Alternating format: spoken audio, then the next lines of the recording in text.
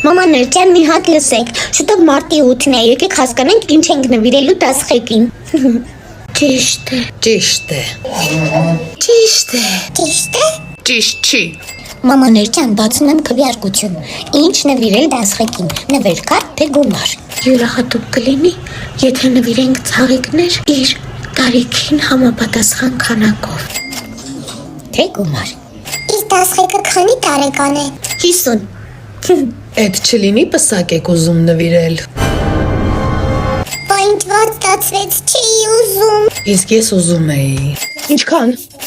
Եկեք նվիրենք եւ նվեր-կարդ, եւ գումար, եւ ծաղիկներ, եւ մերսի բոմբոնյեր կա, եւ iPhone 16 Pro Max։ Կարող եմ միանգամից 88,000 դրամանոց 1 տարվա անսահմանափակ տրանսպորտի ուղետոմս գնենք։ Եկեք նաեւ մարտի 8-ին Comfort Plus տաքսի պատվիրենք։ Ինչի՞։ Աշխատավարձ չի ստանում, որ տաքսին մենք պետքա պատվիրենք։ Թե վախենում ես 50 հատ վարդը չկարողանա տրանսպորտով տուն տանի։ Չի կարա։ Ոայ մամա ջան, այսօր եմ ընկել։ Ինչքան։ Մամանե ջան, այսպես որ գնամ ենք ապրիլի 7-ի տակից դուրս չեն գա։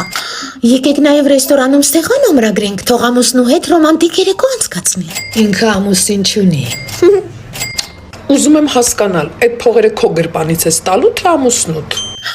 Ինքն էլ ամուսին չունի։ Ճիշտ է։ Մամաներ ջան, ոնց տեսնում եմ, մեծամասնությունը ընտրել է գումարը։ Ափսոս, նվեր-քարտով կարող էր իր համար մի յուրահատուկ բան ընտրել, իր յուրահատուկ ճաշակով։ Գումարը սարսափելի լավ է։ Նախ ինքը ինչպես կուզի կծախսի եւ երկրորդն էլ մարդես կարողա որոշումա փետրվար ամսվա կոմունալները վճարի։ Բո։ Իսկ մտածել եք, այն մամաները, ովքեր 3 երեխա ունեն ու պլյուս ամուսին, այսքան գումար հավաքելով ո՞նց են կոմունալ վճարելու։ Մամաներ ջան, վերջ, գնացեք ու ձեզ համար նոր մամա գա։